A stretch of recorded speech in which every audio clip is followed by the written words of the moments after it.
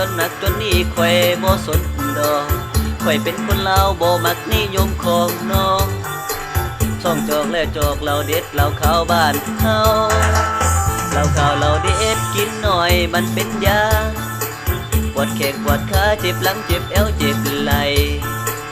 ดื่มเหล้าบ้องยาจอกหนึ่งจอกสองเข้าไปหยาดเมืองทะไหลพาหยาดโลกหายทันทีเรากินน้อยเป็นยาสุรากินไหลให้โทษบางไหลทั้งให้ทั้งโกรธบางคนกลัวถือโทษเป็นพยาตับแข็งเราเข้าบ้านเฮากินแล้วมันแซ่บแท้นาของแก้มสุรามีนังเข้มแล้วเอ็มจีจอกหนึ่งจอกสองจอกสามหอดจอกสี่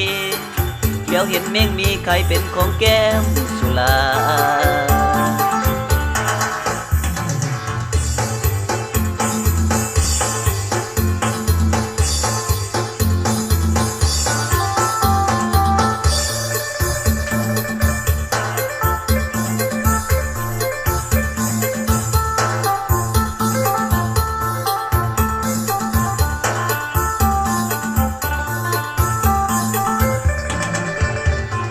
เรา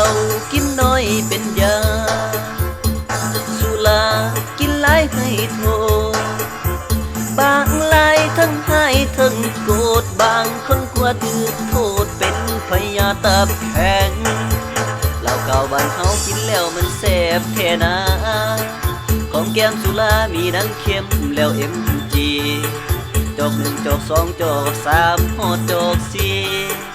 แล้วเห็นแม่งมีกลายเป็นของแก้มสุรา